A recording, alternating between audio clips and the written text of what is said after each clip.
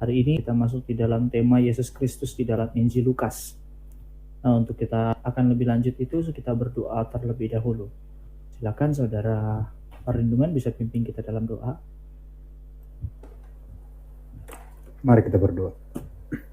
Terima kasih Tuhan, Engkau telah mengizinkan kami untuk bertemu kembali, untuk mempelajari dan mendengarkan firman-Mu, dan untuk mengetahui segala yang ingin Engkau beritahukan kepada kami. Bukakanlah segala yang ingin Engkau katakan kepada kami ya Tuhan, dan rahasiakanlah segala sesuatu yang Engkau tetapkan Tuhan. Berkatalah melalui Bang Dejan, dan lembutkanlah hati kami untuk menerima segala yang Engkau ingin katakan. Terima kasih Tuhan, kami telah berdoa dalam nama anak-Mu Tuhan Yesus Kristus. Amin. Amin.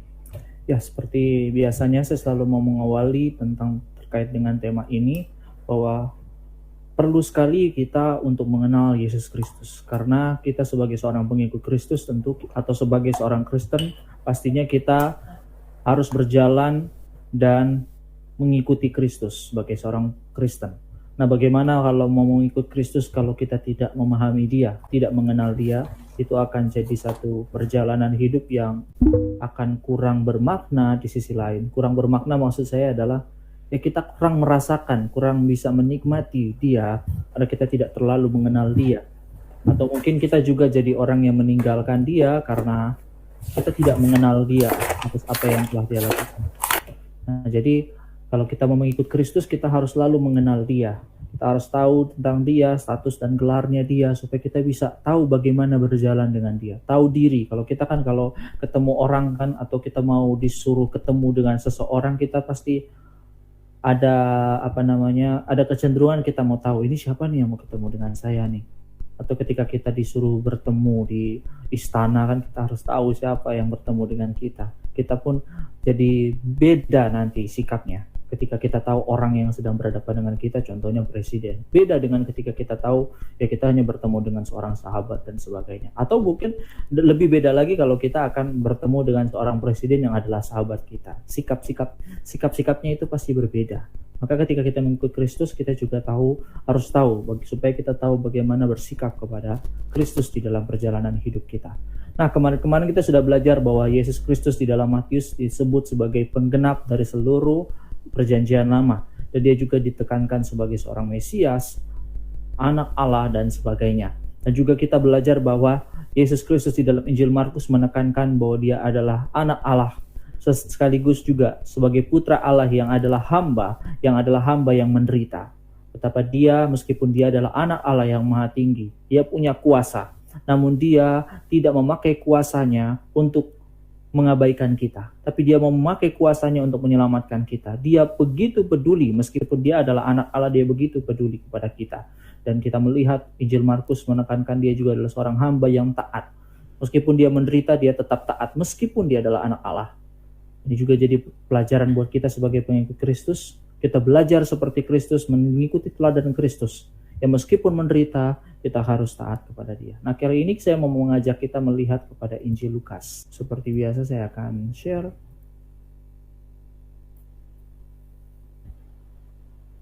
Yesus Kristus dalam Injil Lukas. Meskipun kita bahas tentang kristologi, kita juga harus mengerti pengantar-pengantarnya atau latar belakang dari kita. Saya selalu mengulang ini supaya teman-teman juga bisa ada sense ketika nanti teman-teman berkhotbah atau memimpin suatu persekutuan. Terus teman-teman membawa dari Injil-Injil, nah teman-teman bisa melihat pengantarnya dan bagaimana melihat Injil itu di dalam kacamata yang saya akan kasih lihat kepada teman-teman. Itu melalui fakta-fakta Injilnya dulu. Jadi fakta-fakta Injil Yesus Kristus. Nah, kita akan lihat. Pertama kita harus mengetahui bahwa Injil Lukas ini ditulis oleh Lukas sendiri. Itu ditulis oleh seorang tabib yang melayani bersama dengan Paulus. Nah, bukti bahwa dia adalah seorang tabib itu muncul di Kolose 4 ayat 14. Kalau kita lihat, ada istilah, salam kepadamu dari tabib Lukas yang kekasih dan dari Demas.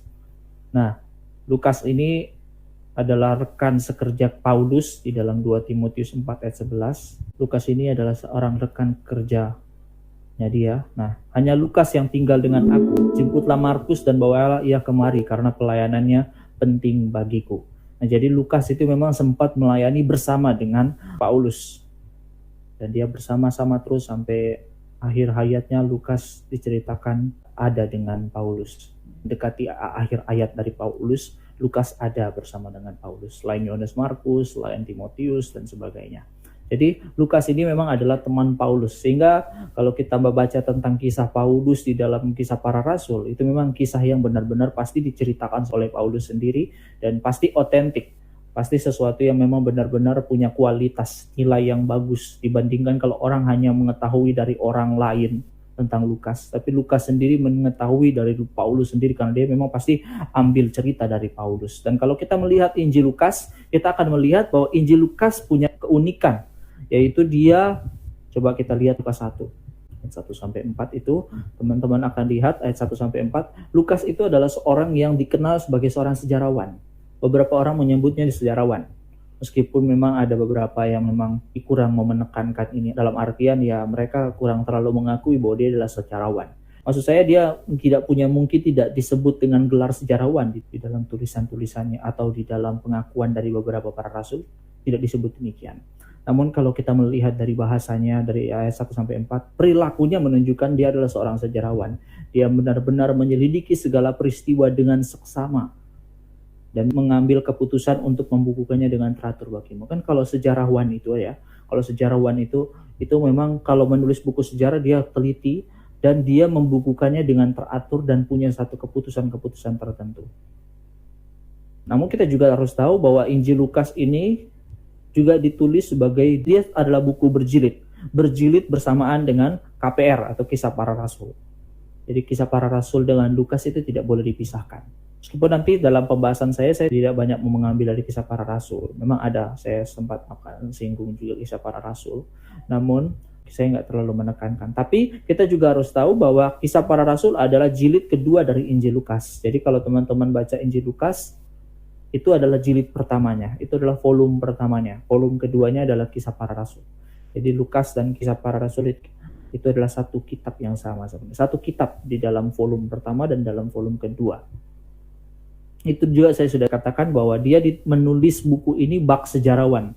Karena memang banyak dia mengatakan pada ayat 3 itu seolah-olah dia adalah sejarawan. Bukan dia yang menganggap, dia tidak menganggap pastinya, tapi di dalam bahasanya dia berbahasa seperti seorang sejarawan. Dia mengatakan bahwa dia menyelidiki segala peristiwa. Dia melihat peristiwa demi peristiwa. Bukan hanya dia, dan ini beda dengan Markus. Makanya kemarin saya katakan setiap Injil itu menulis Injilnya itu beda-beda. Mereka menulis Injilnya penuh dengan menekankan perhatian-perhatian khusus yang saya sebut dengan kristologi mereka. Maka kalau kita lihat kristologi Injil A, nah itulah perhatian yang akan mereka jadikan dasar bangunan mereka di dalam seluruh cerita mereka. Seluruh cerita mereka akan bermuara pada kristologi mereka. Apa yang mereka jadikan kristologi mereka, atau Kristus itu dilihat seperti apa oleh mereka, itu akan tergambar sekali di dalam cerita mereka. Jadi bukan hanya sekedar melihat kata-kata yang dia pakai.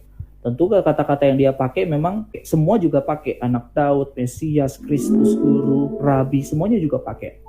Tapi mereka punya penekanan khusus. Karena memang kalau nggak dipakai itu kan nanti beda ceritanya. Karena memang cerita Yesus kan memang Yesus pernah menyebut kalimat-kalimat itu.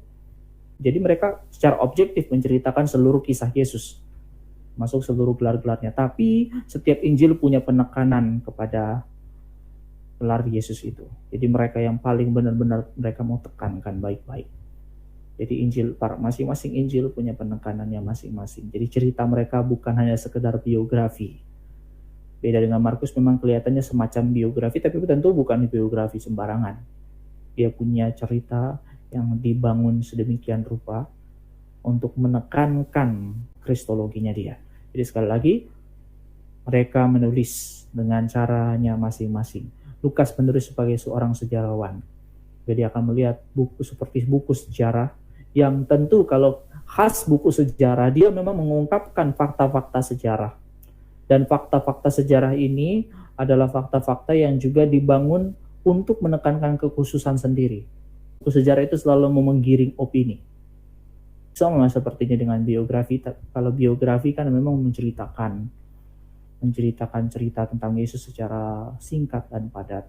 Kalau buku sejarah itu pakai istilah-istilah yang khusus karena memang bersifat buku dan memang ini dikasih kepada orang punya berpangkat. Theophilus ini orang yang berpangkat karena diistilahkan sebagai yang mulia. Karena kalau mau melihat Lukas sampai Kisah Para Rasul, istilah yang mulia itu banyak dipakai kepada orang-orang yang seperti Gubernur Felix, Gubernur Festus. Jadi Theophilus ini pasti orang pemerintahan yang cukup tinggi jabatannya. Jadi memang semua tulisannya itu harus hati-hati dan punya bahasa-bahasa yang memang bahasa buku yang memang benar-benar teliti dan hati-hati. Kalau Markus kan hanya sebagai sebuah cerita, itu bedanya. Dan punya ideologi di dalamnya. Kalau Markus memang dia mau menceritakan begini. Dia menceritakan gambaran cerita tentang Yesus, memang ada ideologi juga di dalamnya. Tapi memang Lukas punya khasnya adalah dia punya bahasa-bahasa tertentu di dalam setiap kata-kata. Kalau Markus kan seluruhnya, tapi kalau Lukas itu masing-masing katanya itu masing-masing berbeda. Dia memang teliti sekali memakai setiap kata-katanya. Ini memang agak sulit dimengerti. Jadi Markus memang seluruh gambaran besarnya itu baru bisa disebut kristologi. Lukas dari setiap perikop per perikop itu akan menunjukkan kekhasannya. Kalau Markus melihat khasnya, dia kelihatan khasnya ketika membaca seluruhnya. Kalau Lukas membaca khasnya itu melihat secara detailnya. Lihat detailnya baru kita ketemu. Jadi Lukas mau kita melihat detailnya. Markus hanya mau melihat seluruh gambaran besarnya. Matius melihat kepada apa yang Yesus genapi. Beda-beda masing-masing. Jadi ketika teman-teman membawakan firman, teman-teman perlu memperhatikan ini karena mereka punya gayanya sendiri. Oke, teman-teman, kita lihat kristologi pertama. Jadi saya akan bagi juga dengan 2 kristologi juga. Seperti yang kemarin kita bahas dengan 2 kristologi, sekarang saya juga akan bahas 2 kristologi. Karena memang kalau kita melihat Lukas, penekanannya itu ada pada 2 kristologi.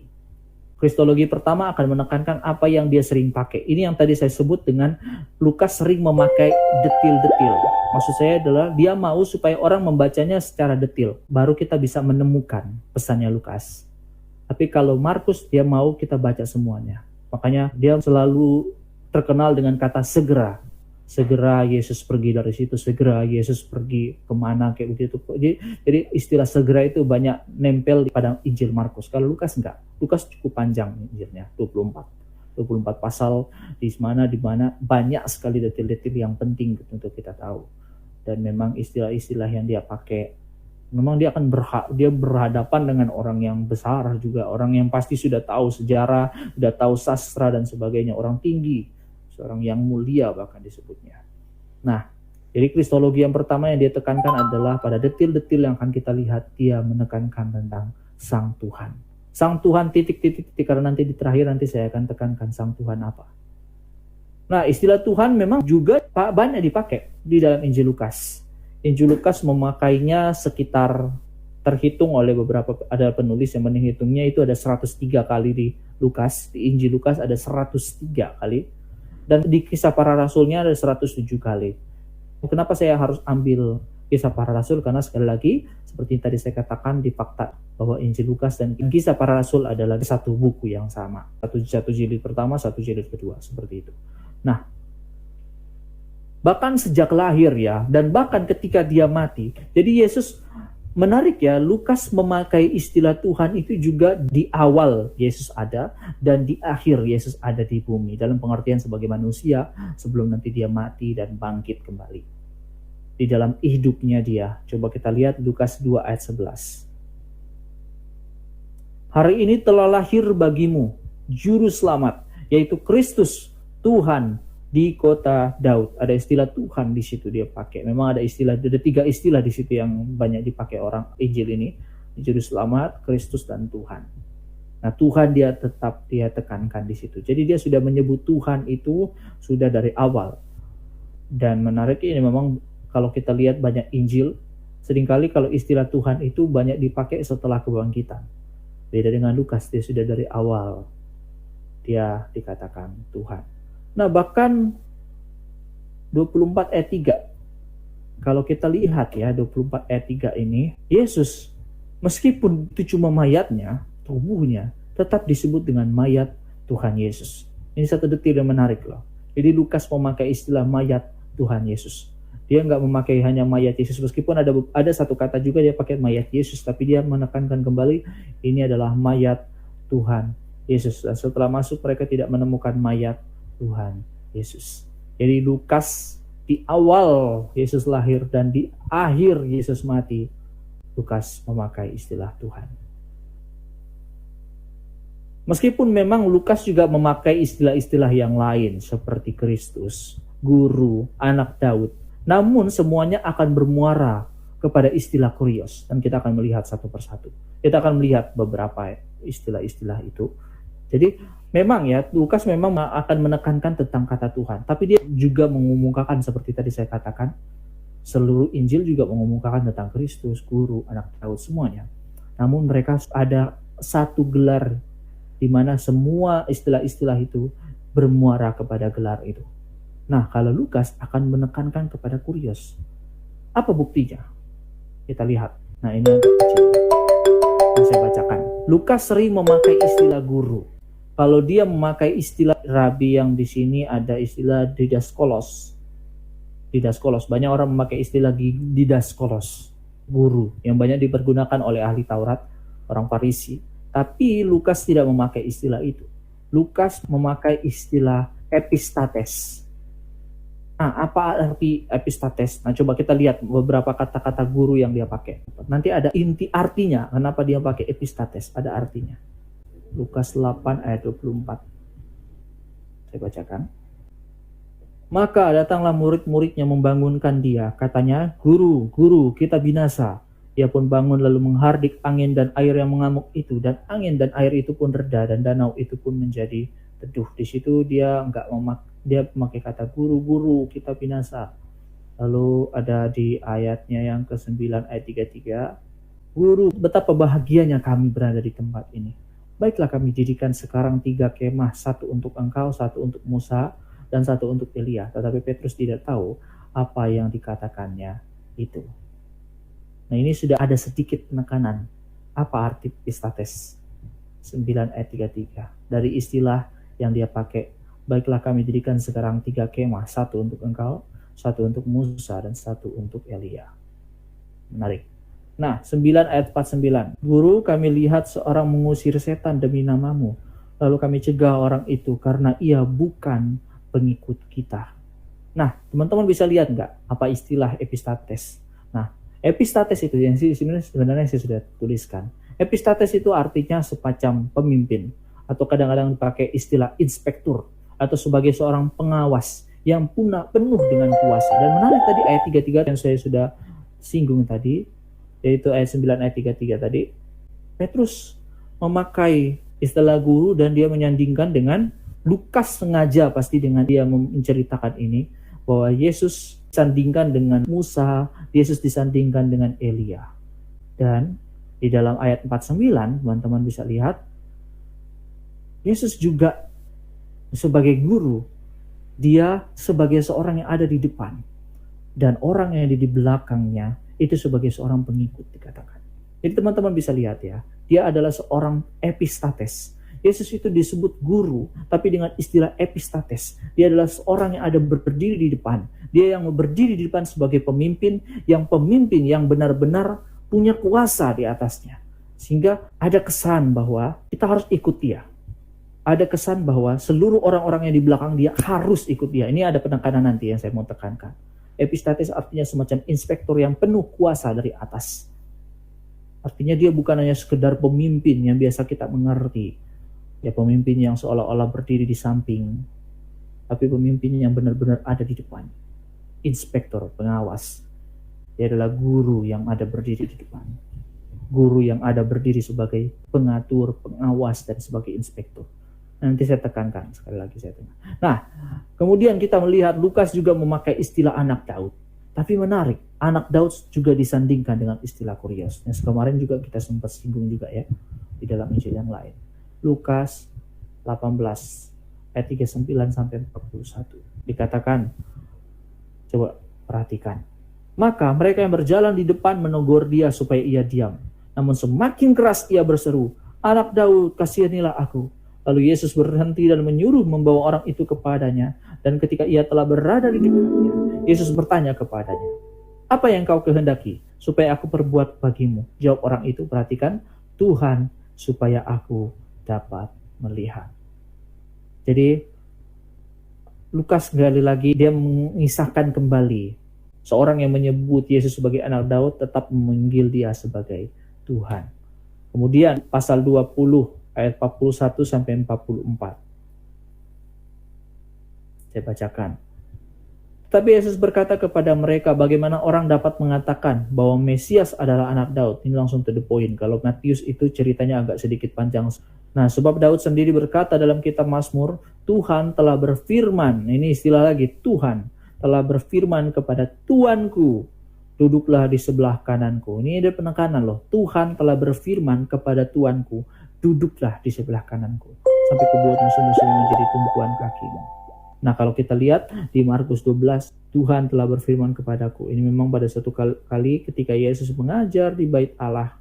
Ini memang cerita biografi ya, menceritakan kisah. Orang banyak, Matius agak sedikit panjang ceritanya. Nah ini, sampai orang Farisi sedang berkumpul. Kalau Lukas langsung to the point. Mau menekankan Mesias itu siapa sih? Anak Daud itu siapa sih? Anak Daud itu adalah dia yang dikatakan oleh Tuhan yang duduk di sebelah kanan. Orang yang kalau yang duduk di sebelah kanan itu ya, itu menunjukkan kesetaraan kuasa kadang-kadang disebut. Jadi Tuhan telah berfirman kepada Tuanku, duduklah di sebelah kananku. Anak Daud tetap menyebut sang Mesias ini sebagai orang yang adalah Tuhan. Kemudian Lukas juga memakai istilah raja juga. Menarik ya kalau kita lihat Lukas 19 ayat 38. Lukas 19 ayat 38. Kata mereka, diberkatilah dia yang datang sebagai raja dalam nama Tuhan. Damai sejahtera di surga dan kemuliaan di tempat yang maha tinggi. Nah sekali lagi ya, dia memakai istilah raja dalam nama Tuhan. Damai sejahtera di surga dan kemuliaan di tempat yang maha tinggi. Jadi lagi-lagi Lukas terus menekankan kepada Tuhan. Makanya tadi saya katakan ya, Lukas tidak mau kita tidak memperhatikan detil. Dia selalu mau kita memperhatikan detil-detil. Sejarah itu, buku sejarah itu kalau dibaca itu dibaca bukan sebagai biografi. Itu sejarah itu penuh dengan detil-detil, penuh dengan bahasa-bahasa khas. Dan kalau kita baca buku sejarah itu memang buku sejarah selalu akan mengundang kita dengan kerumitannya untuk supaya kita mau baca semuanya. Bukan baca sekilas. Kalau kita kan hanya kadang-kadang kalau baca biografi ya kita baca sekilas. Kadang-kadang tentang keluarganya pun ya sudah selesai, sekedar kita tahu dia lahir di mana, habis itu sudah saya lewat. Markus kadang-kadang cenderung pada segera. Tapi kalau Lukas mau kita baca detil. Dia mau supaya kita baca sedetil-detilnya apa yang dia mau katakan. Jadi Lukas seolah-olah menekankan kepada, dan ini memang dia ngerti maksudnya motif bahwa dia mau membuat tulisannya secara detail karena dia ngerti orang yang baca nanti itu orang-orang yang punya logika tinggi juga, orang Romawi. Orang Romawi kan menaklukkan Yunani. Orang Yunani itu begitu pintar, tapi Yunani kalah sama Romawi. Dan Lukas mengerti itu. Lukas mau supaya orang-orang itu bisa melihat detail. Jadi motif untuk detail itu ada di dalam hatinya.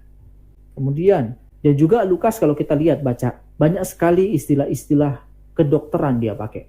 Tapi saya nggak banyak singgung dengan itu karena saya lagi memang tidak merencanakan. Tapi saya hanya menyinggung bahwa Lukas banyak menyinggung istilah-istilah kedokteran dan juga banyak dia menyinggung orang yang sakit itu yang biasanya Matius, Markus hanya menceritakan dia sakit, tapi Lukas memberikan cerita apa yang menjadi sakitnya dia. Dia ceritakan juga. Jadi Lukas memang punya sifat kedetilan itu ada. Kemudian Lukas memakai istilah anak Allah, tapi disandingkan dengan kuasa yang punya kuasa pemerintahan. Jadi tadi sama dengan yang di awal-awal tadi, ini dekat dengan epistates tadi. Coba kita baca Lukas 1 ayat 32 sampai 35, silakan.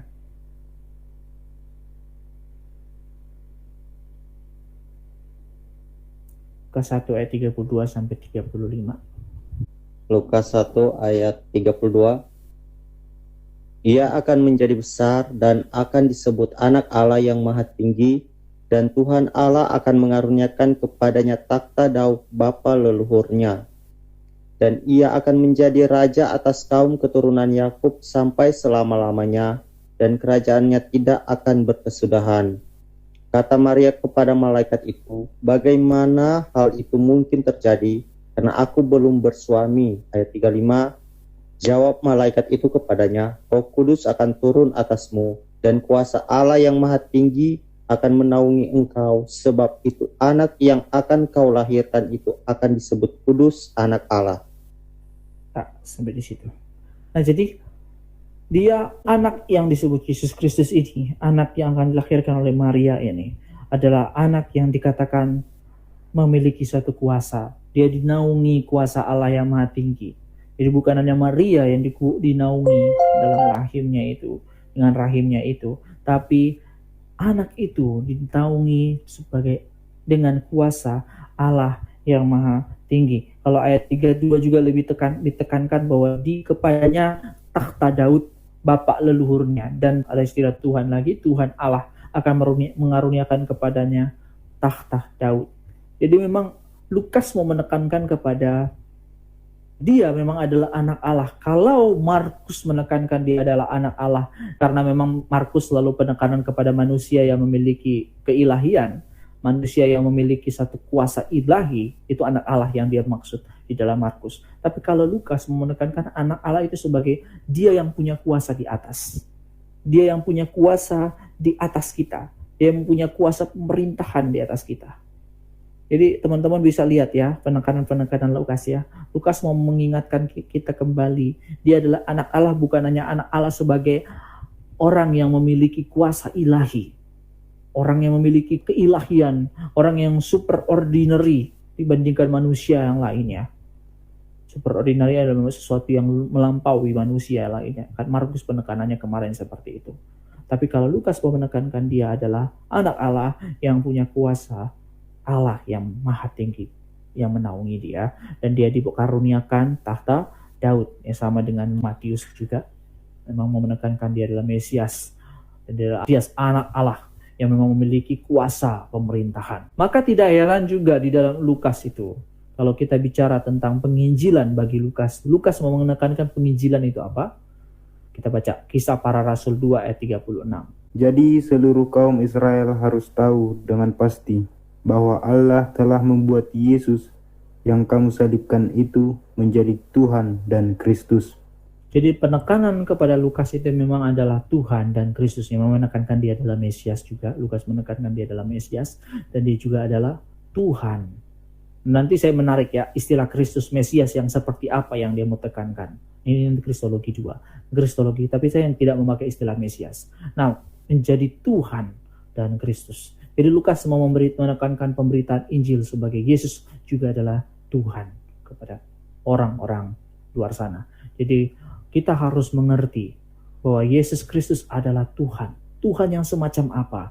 Tuhan yang semacam epistates. Tuhan yang semacam orang yang memiliki kuasa pemerintahan. Dan menarik lagi, istilah Tuhan juga sempat dipakai. Kurios, istilah kurios dipakai juga di dalam 19 ayat 33. Coba. Ini jadi jawaban dari yang tadi saya katakan. Ada makna tertentu dengan pemakaian epistates, dengan pemakaian yang poin keempat, subpoin keempat itu tentang kurios. 19 ayat 33, silakan. Ketika mereka melepaskan keledai itu, berkatalah orang yang empunya keledai itu, mengapa kamu melepaskan keledai itu? Nah, sampai di sini kita harus lihat ya, istilah kurios memang nggak kelihatan langsung kalau kita membaca bahasa Indonesia, karena nggak ada istilah kurios dalam bahasa Indonesia. Namun itu istilah Yunani. Tapi yang dipakai di situ di mana? Yaitu empunya. Jadi kurios dipakai di dalam empunya, pemilik. Dan ini sama dengan ilustrasi yang dia juga pakai di Lukas 20. Yang bicara tentang penggarap-penggarap anggur. Di mana dikatakan Yesus menceritakan tentang orang yang membuka kebun anggur. Kemudian ia menyewakan kepada penggarap-penggarap. Lalu ada orang-orang dikasih ke sana, tapi tiba-tiba dia pukul orang-orang yang dia sebagai penjaga-penjaga di sana. Sampai kemudian ayat 13, maka kata Tuan kebun anggur itu Apakah yang harus kuperbuat? Aku akan menyuruh anakku yang kekasih, tentu ia mereka segani. Cerita ini menekankan tentang Yesus juga adalah anak dari Tuhan itu. Tuhan yang memiliki pemilik kebun anggur. Kebun anggur itu ya biasanya teman-teman, kebun anggur itu biasanya dipakai sebagai perumpamaan tentang orang Israel. Orang Israel sering juga digambarkan sebagai kebun anggur. Sebagai kebun anggur, pokok anggur yang benar kan itu penekanan kepada Israel sebenarnya itu. Yang pokoknya nanti kita akan bahas di Yohanes. Pokok anggur itu yang membahas tentang pokok anggur, sebenarnya Yesus itu mau bicara kepada orang-orang Yahudi. Oh, dia adalah pokok anggur, dia adalah Israel yang sejati. Orang kan menekankan, kalau kita mau selamat kita harus masuk menjadi orang Israel. Tapi kalau Yesus mau menekankan bahwa dia adalah pokok anggur, kepada dialah kamu diselamatkan. Jadi seperti itu.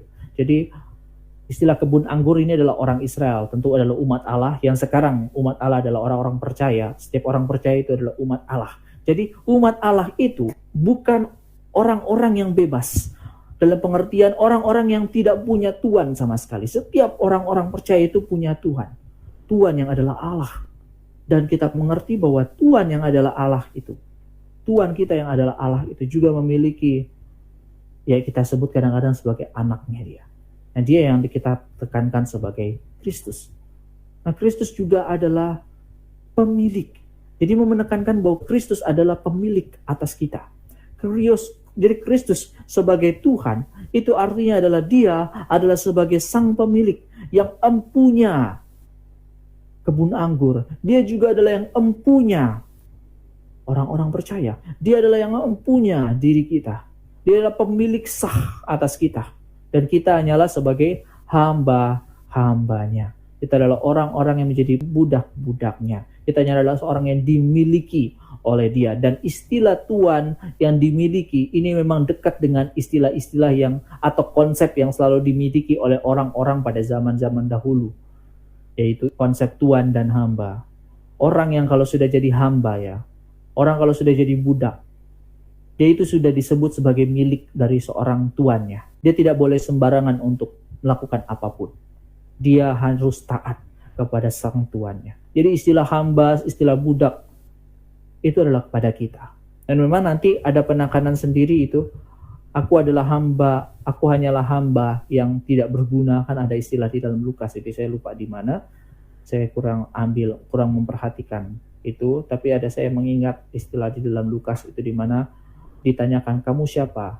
Aku hanyalah hamba yang tidak berguna. Nah, coba Lukas 17 ayat 10 saya bacakan. Demikian jugalah kamu, apabila kamu telah melakukan segala sesuatu yang ditugaskan kepadamu, hendaklah kamu katakan, kami adalah hamba-hamba yang tidak berguna. Kami hanya melakukan apa yang kami harus lakukan. Jadi, Lukas mau menekankan kepada kita, hubungan kita dengan Yesus itu adalah Tuhan dan hamba. Lalu apa artinya sebagai Tuhan dan hamba? Artinya kita adalah pemilik. Sebagai hamba, kita adalah dimiliki oleh sang Tuhan. Artinya kita tidak boleh sembarangan melakukan apapun karena dia yang punya hak atas hidup kita itu adalah sang Tuhan. Yang punya hak atas seluruh hidup kita hanyalah Tuhan. Jadi kalau kita baca kisah-kisah tentang Tuhan dan hamba di dalam perjanjian lama, kita melihat para budak itu ya, mereka bisa dipukul, mereka bisa dilecehkan bahkan lah ya. Tapi Yesus tidak demikian tentu. Ada budak-budak di dalam zaman perjanjian lama, orang-orang yang jadi budak oleh kerajaan-kerajaan besar itu. Mereka diperlakukan seperti mau-maunya Tuhan itu. Jadi mau menekankan bahwa si budak itu tidak bisa melakukan apapun tanpa perintah dari sang Tuhan. Bahkan kalau kita baca kisah-kisah Yunani, Lukas ini orang Yunani ya, meskipun tidak ada satu ayat yang terlalu menekankan Lukas adalah seorang Yunani, saya belum menemukan. Dan Lukas memang dikenal di dalam tradisi.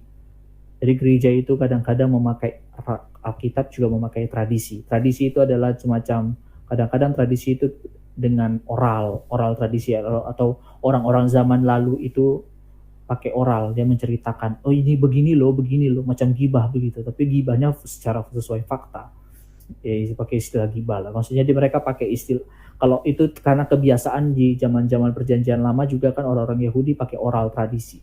Mereka tidak menulis, tapi mereka selalu bicara, mereka kasih tahu kepada orang lain dan itu harus diingat. Orang-orang di perjanjian lama kan juga dibiasakan untuk baca semuanya dan ingat, mendengar dan mengingat.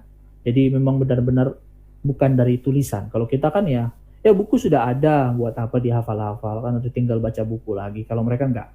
Orang-orang perjanjian lama, mereka sudah terbiasa dengan bicara, dengar, ingat. Hanya kalau mau sebut-sebut ayat, mereka bisa ingat semuanya. Mereka selalu dibiasakan seperti itu. Jadi, kalau kita baca tentang kerajaan-kerajaan, budak itu tidak boleh lepas daripada tuannya.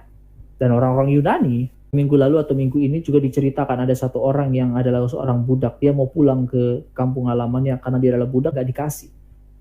Dan dia gak bisa pergi sama sekali. Dia adalah budak. Budak tidak boleh pergi. Tidak boleh lakukan apapun tanpa seizin tuannya. Jadi teman-teman harus melihat kita dalam hubungannya dengan Kristus. Dia adalah Tuhan kita.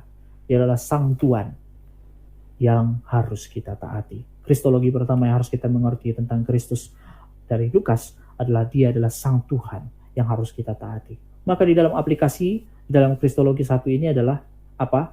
Bahwa ketika kita mendengar apa yang Kristus firmankan, kita harus taat kepada dia. Makanya Lukas juga menekankan itu. Salah satu inti dari Lukas yaitu 6 ayat 46. Mengapa kamu berseru kepadaku, Tuhan, Tuhan, padahal kamu tidak melakukan apa yang aku katakan? Nah, seperti situ. Jadi, Kristus mau menekankan apa kepada mereka? Ya, kamu memang berseru kepadaku, Tuhan, Tuhan. Tapi kamu gak taat sama aku. Apa gunanya kamu memanggil aku Tuhan? Apa gunanya kamu bergantung kepada aku kalau kamu tidak taat kepadaku? Apa gunanya engkau mengakui aku tapi kamu tidak mau taat kepada aku? Apa gunanya kalau kamu mengatakan dirimu mengikut aku tapi kamu tidak taat kepada apa yang aku katakan? Maka di dalam hidup kita, kalau kita melihat kepada Kristus, jangan sampai kita terlalu terpaku dengan berita-berita yang terlalu banyak menekankan kelemahan Kristus. Banyak orang-orang kadang-kadang menekankan Kristus sebagai sahabat. Memang betul, sahabat. Tapi terlalu menekankan kepada dia adalah sahabat. Sahabat yang selalu temanin kita di saat tidur. Sahabat yang main bola bersama kita. Atau sahabat yang bareng-bareng ngobrol. Ada yang bahkan pernah katanya ketemu Tuhan Yesus, katanya minum kopi bareng. Ada memang saat-saat seperti itu. Tapi penekanan yang berlebihan kepada itu tidak sehat di dalam iman kita. Maka di dalam MBA ini saya berharap sekali teman-teman bisa belajar tentang Kristus ini benar-benar baik ya. Saya berharap sekali ya MBA ini bukan semacam satu acara belaka. Saya tidak membangun MBA ini juga sebagai suatu acara belaka atau acara di mana saya bisa ngomong apapun kepada teman-teman. Bahkan semua apa yang saya siapkan ini bukan sembarangan saya buat. Semua ini tentu saya dengan melalui doa, melalui bergumul dengan Tuhan, apa yang Tuhan mau saya sampaikan. Termasuk yang waktu saya mengawali dengan teologi ibadah, itu saya bergumul loh. Saya memang maukah Tuhan mau saya bawakan ini? Benar. Dan menarik ya teman-teman, kalau kita ikut Tuhan, kita akan lihat Tuhan beserta dengan kita. Kalau kita benar-benar peka dengan Tuhan, kita akan merasakan sukacita. Dan salah satu bagian yang dimana saya bergumul dengan Tuhan, memilih tema, itu adalah ketika saya mengawali itu dengan teologi ibadah. Dan menarik, hampir beberapa hamba-hamba Tuhan pada saat itu, pada zaman-zaman itu sedang menekankan teologi ibadah. Saya pikir saya sangat bersukacita. Kalau kita menyiapkan firman Tuhan, kita bergumul dulu. Tuhan mau saya membawa apa? Dan itu yang selalu berusaha saya lakukan. Dan setiap saya lakukan itu, Tuhan kadang-kadang konfirmasi lagi. Ini loh, saya juga suruh dia bawa ini. Oh iya ya Tuhan. Waktu saya di GRI Buaran, teman-teman, di gereja Buaran, ketika saya bawa firman Tuhan di remaja atau bawa firman Tuhan di pemuda saya jarang sekali, saya bukan cuma 1-2 kali. Ya di persekutuan doa, Tuhan konfirmasi lagi, coba lihat, coba dengar hamba-hamba Tuhan seniormu itu, mereka firman apa? Saya lagi membawa orang-orang ini seperti apa yang saya suruh sama kamu. Seolah-olah Tuhan mengatakan begitu. Jadi teman-teman, kalau kita ikut MBA ini berharap teman-teman perhatikan masing-masing. Saya sangat takut teman-teman, kita tidak melihat detail juga ya, tidak melihat tidak melihat atau tidak mengingat semua yang kita ajari. Karena semua yang diajarkan di dalam MBA ini bukan sesuatu yang saya asal-asal semuanya. Semuanya ini penuh dengan pergumulan, semuanya ini penuh dengan apa yang penuh dengan doa juga di sisi lain. Saya bergumul berdoa, Tuhan saya mau bawa apa? Bahkan ketika saya membawakan Yesus Kristus dalam Injil ini saya bergumul juga. Saya harus bawa apa? Dan sebelum kita nanti pisah di semester ini, saya mau menekankan Kristus di dalam ini juga. Kita ketika memahami Kristus, hal yang harus kita tekankan, Kristus bukan hanya sebagai sahabat, tapi dia juga adalah Tuhan. Dan itu juga yang ditekankan oleh C.S. Lewis, Step Lewis, yang menulis Kisah Narnia. Kalau teman-teman baca Kisah Narnia itu penuh dengan gambaran-gambaran kekristenan. Ya meskipun kadang-kadang dia tidak menyebut itu, tapi orang-orang pasti akan tahu dia sedang menceritakan tentang Kristen. Karena dia memang juga adalah seorang penulis Kristen yang paling banyak dikutip oleh orang lain. Bahkan kalau mau bisa dikatakan 4 pemikir Kristen terbesar seluruh dunia, itu salah satunya C.S. Lewis yang menulis Kisah Narnia, The Chronicles of Narnia, yang ada singa yang namanya Aslan. Nah, dia pernah mengatakan seperti ini kisahnya. Ada orang mengatakan, kamu dekat ya sama Aslan? Ya, tapi kamu harus tahu loh, Aslan memang singa yang baik, tapi ketahui dia juga adalah tetap singa. Dia juga adalah singa. Itu adalah penekanan loh. Kita memang tahu Yesus Kristus itu sangat baik kepada kita. Kita tahu Yesus Kristus dekat kepada orang-orang yang patah hati, kata Mazmur.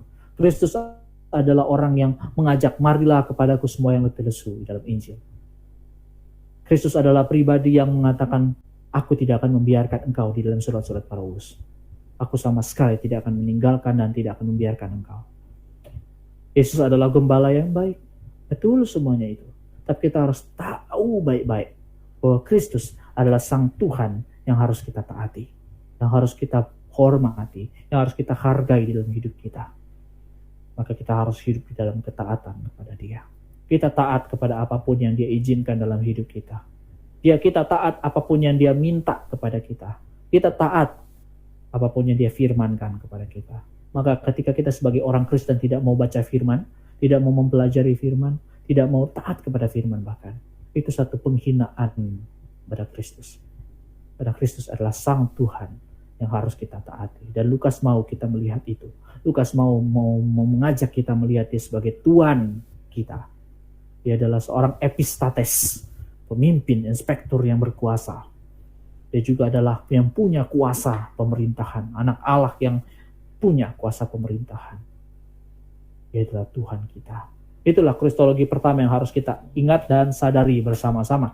Kemudian kita akan melihat kristologi 2, dia adalah Sang Juru Selamat dunia. Sang Juru Selamat dunia seperti apa yang harus kita pahami di dalam Yesus Kristus, di dalam Injil Lukas, yaitu kita harus lihat dulu dan kita harus tahu bahwa sebelumnya kita harus tahu dulu bahwa gelar Juru Selamat itu menariknya itu hanya ditulis di dalam Injil Lukas, di antara Injil Sinoptik. Jadi di dalam teologi kita mengenal ada Injil Sinoptik dan Yohanes. Jadi Injil Sinoptik itu adalah satu Injil yang melihat bersama dan memakai sumber yang bersama-sama. Bandingkan Yohanes. Yohanes punya khasnya sendiri. Matius, Markus, Lukas disebut dengan Injil yang melihat bersama-sama. Matius, Markus, Lukas, Markus yang pertama duluan. Nah, Matius dan Markus kalau kita lihat tidak ada istilah Juru Selamat. Gelar itu tidak dipakai di 2 Injil itu. Tapi Lukas yang memakai gelar Juru Selamat. Dan Yohanes juga memakai itu. Makanya saya katakan gelar Juru Selamat itu tidak muncul pada Injil Sinoptik. Beda ya. Yohanes ada. Tapi Yohanes bukan Injil Sinoptik.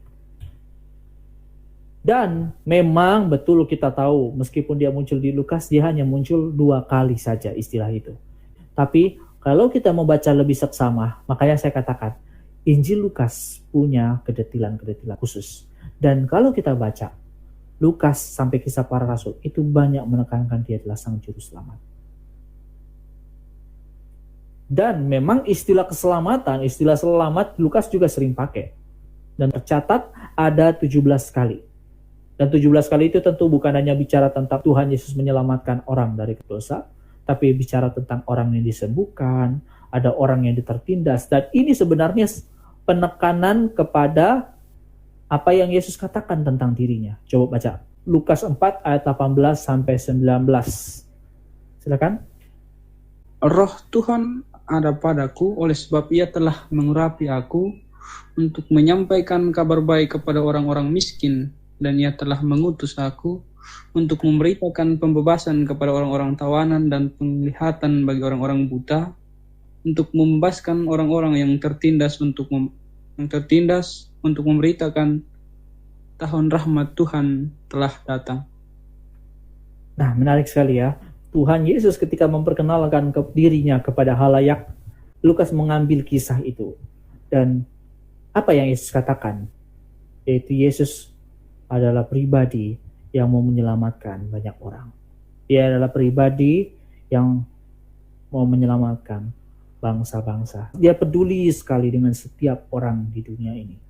Dan itu memang khas Lukas dan khas Markus. Lukas itu adalah seorang tabib. Dia memang punya jiwa empati kepada manusia. Sehingga tidak heran Lukas memang menekankan kisah Yesus yang banyak menyelamatkan bangsa-bangsa. Dan juga kalau kita lihat bahwa Lukas itu banyak mengambil kisah Markus. Dia banyak pengaruh juga dari kisah Markus dibandingkan Matius. Matius itu ya kalau mau tulis kisahnya dia memang ambil sumbernya juga dari Markus karena Markus sumber pertama. Tapi Matius banyak rubah, banyak campur-campuran dan karena memang dia mau bicara tentang Yesus adalah penggenap, dia adalah Mesias yang telah dijanjikan. Lukas tidak banyak merubah kisah yang ada di dalam Injil Markus, tapi dia banyak menambahkan saja, tapi tidak mencampur-campur atau merubah-rubah dan sebagainya, tidak. Lukas mengambil alur kisahnya Markus, dia tidak banyak merubah-rubah alur kisahnya Markus. Jadi Lukas mengambil dan tidak heran Markus yang kita katakan kemarin, ia menceritakan Yesus yang begitu peduli dengan orang-orang. Dan Lukas mau menceritakan bukan hanya kepada orang-orang Roma itu, tapi seluruh manusia, seluruh bangsa-bangsa dia begitu peduli. Dia sangat peduli. Dan Yesus juga memperkenalkan dirinya sebagai orang yang membebaskan pada orang tawanan. Dan memang saya tidak terlalu menekankan kepada bagian itu. Karena memang bicara sang juru selamat dunia saya tidak tekankan itu. Tapi saya mau mengingatkan bahwa Yesus juga begitu peduli. Dan dia istilah selamat juga itu banyak dipakai kepada bagaimana Yesus menyelamatkan orang-orang yang tertindas, orang-orang yang kesusahan. Kalau kita baca kisah-kisah Yesus, dia menolong orang-orang seperti perempuan yang berzina. Kita melihat dia banyak menolong orang-orang yang kesulitan. Kita bisa melihat Yesus telah menolong orang-orang yang bergumul di dalam sakitnya dan sebagainya. Yesus menolong mereka. Dan Yesus juga mau menyelamatkan mereka. Dan itu sudah ditekankan dari Lukas 2 ayat 32. Saya bacakan. Lukas 2 ayat 32.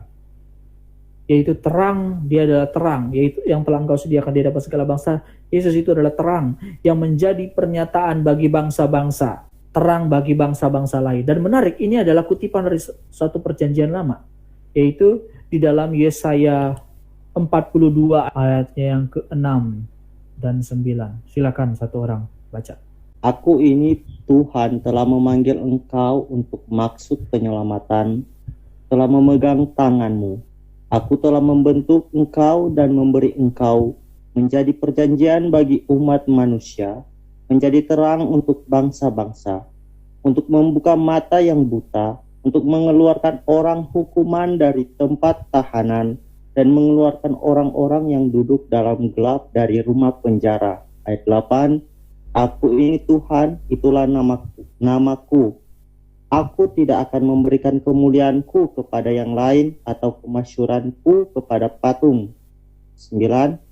Nubuat-nubuat yang dahulu sekarang sudah menjadi kenyataan. Hal-hal yang baru hendak kuberitahukan. Sebelum hal-hal itu muncul, aku mengabarkannya kepadamu. Ya, jadi ya teman-teman bisa lihat ya, Lukas memakai istilah Tuhan itu memang pasti ada pengaruhnya dari Yesaya. Dan menarik, dia memakai istilah terang bangsa-bangsa itu juga tersanding dengan istilah aku ini Tuhan telah memanggil engkau untuk maksud penyelamatan. Untuk mengeluarkan orang dari hukuman, untuk mengeluarkan orang-orang yang duduk dalam gelap dari rumah penjara. Nah, kalau istilah-istilah ini kalau kita pakai sebagai pengertian Kristen, ini adalah orang-orang yang terkukung di dalam dosa. Dan aku ini Tuhan, itulah namaku, Yahweh tentunya. Aku tidak akan memberikan kemuliaanku kepada yang lain atau kemasyhuranku kepada patung-patung. Nah, ini penekanan yang tadi saya katakan, 6:46. Dia tidak mau memberikan kemuliaannya kepada yang lain. Maka ketika kita mengingat dia adalah Tuhan, kita tidak boleh memberikan kemuliaan kepada yang lain. Artinya kita tidak boleh menyembah kepada yang lain, kita tidak boleh mengagumi terlalu besar dibandingkan mengagumi Tuhan dan sebagainya. Intinya dia adalah orang yang dipermuliakan dibandingkan yang lain. Jadi itu yang mau ditekankan, tapi yang di bagian ini saya mau tekankan bahwa dia adalah pribadi yang menyelamatkan bangsa-bangsa untuk maksud penyelamatan. Lukas 3 ayat 6, silakan. Dan semua orang akan melihat keselamatan yang dari Tuhan. Ya, jadi ada satu penekanan bagus bahwa ini pasti cerita tentang itu ya. Ini Yohanes menceritakan tentang siapa yang akan datang dan orang akan melihat dia, kepada dialah orang akan melihat keselamatan yang dari Tuhan. Dan finalnya ada di Kisah Para Rasul 28 ayat 28. Final di dalam bagian keselamatan. Tapi ini bukan poin terakhir ya. Saya cuma menekankan bahwa Yesus menyelamatkan bangsa-bangsa. Finalnya adalah 28 ayat 28. Ada poin-poin setelahnya ini. Silakan. Kisah Para Rasul 28 ayat 28. Sebab itu kamu harus tahu bahwa keselamatan yang daripada Allah ini disampaikan kepada bangsa-bangsa lain dan mereka akan mendengarnya. Nah, sampai di situ. Jadi memang penekanan satu hal di sini adalah Yesus disebut menyelamatkan bangsa-bangsa. Jadi kenapa saya pakai Kisah Para Rasul sekali lagi? Saya ingatkan karena Lukas dan Kisah Para Rasul satu buku yang adalah 2 volume yang berbeda dalam satu buku. Jadi kita lihat ya Yesus menyelamatkan, dan kemudian kita lihat lagi istilah anak manusia yang punya kekhasannya masing-masing pada Injil. Kalau kita lihat Matius menekankan dia adalah anak manusia yang akan berkuasa, yang akan datang. Namun kalau pada Markus kita lihat dia adalah anak manusia yang datang untuk melayani. Tadi saya katakan hamba Tuhan yang menderita, tapi Lukas punya penekanan yang berbeda, yaitu Lukas 19 ayat 10. Silakan. Sebab anak manusia datang untuk mencari dan menyelamatkan yang hilang. Nah, di sini ada bagian yang menarik sekali karena kita melihat Lukas menekankan dan tidak dibuat kurung. Matius dibuat kurung. Biasanya kalau ada tanda-tanda kurung itu memang banyak kali kalau orang di Injil atau di kitab-kitab lain pakai tanda kurung itu ada satu tambahan tertentu. Penegasan tertentu. Entah siapa yang menulisnya. Ada gambaran bahwa itu bukan dari penulis aslinya. Ada penekanan tertentu. Lukas tidak memakai itu. Lukas memang penekanan bahwa dia adalah anak manusia, datang untuk mencari dan menyelamatkan yang hilang. Jadi penekanan ini besar, kuat sekali di sini ya. Jadi kita melihat bahwa Yesus itu punya tujuan, dia adalah yang menyelamatkan yang hilang.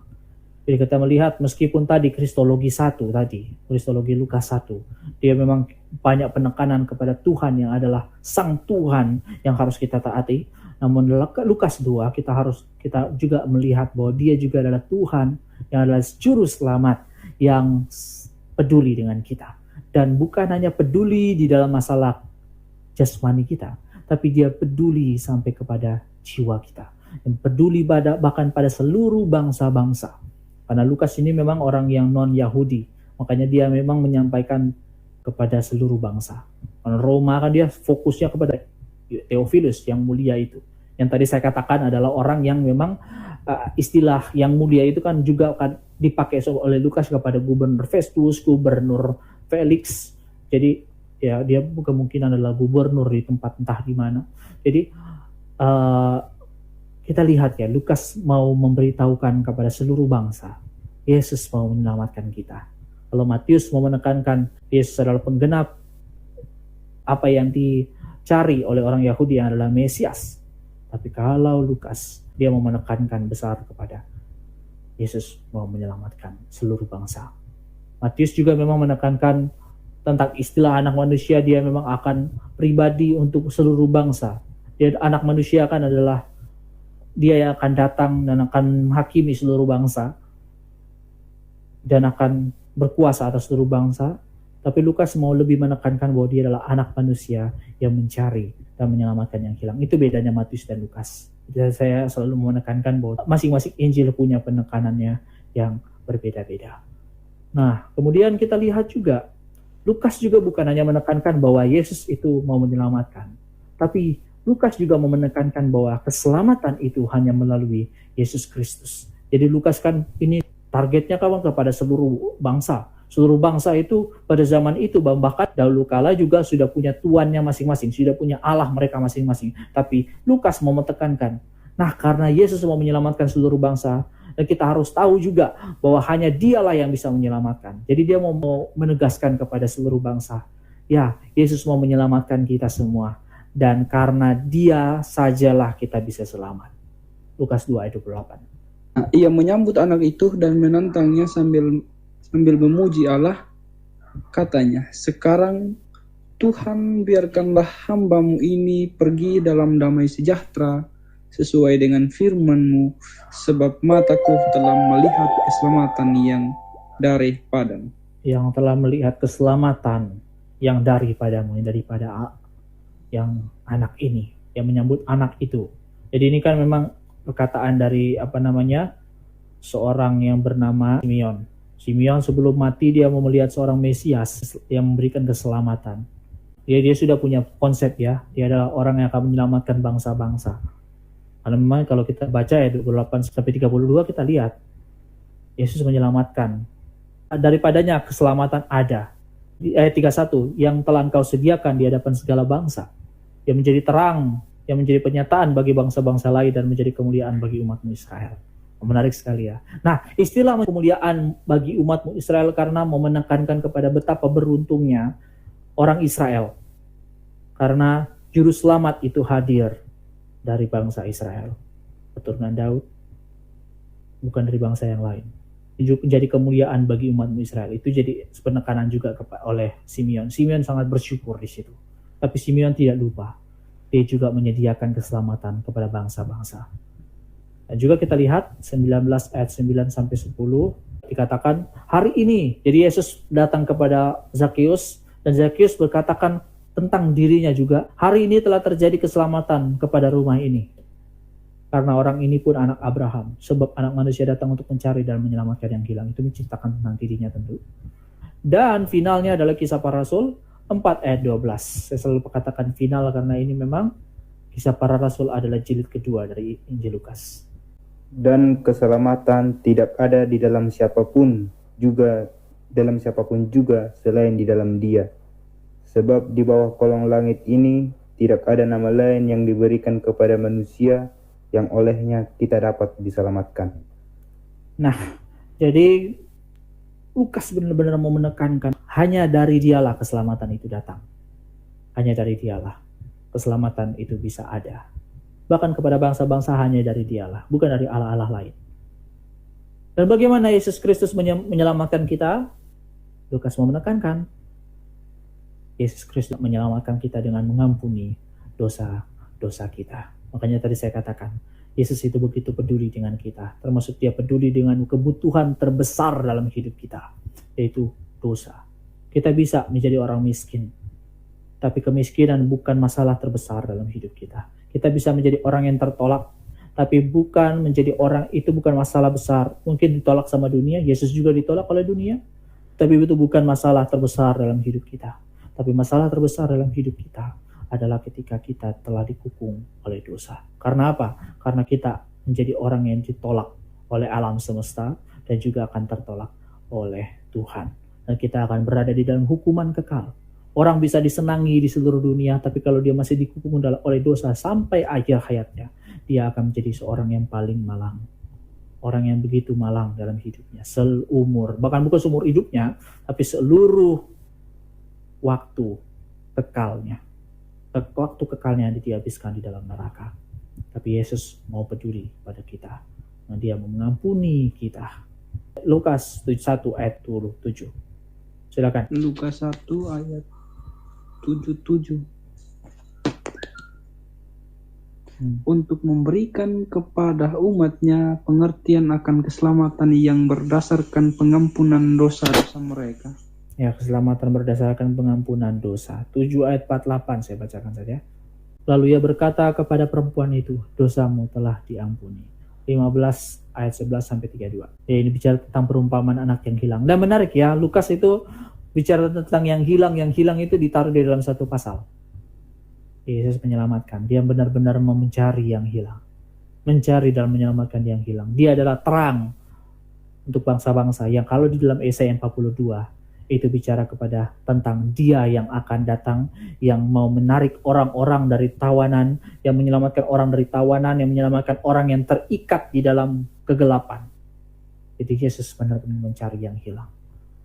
Jadi sebagai review kita, Yesus Kristus, dia dalam Injil Lukas, dia adalah Sang Tuhan yang juga adalah epistates, adalah Tuhan.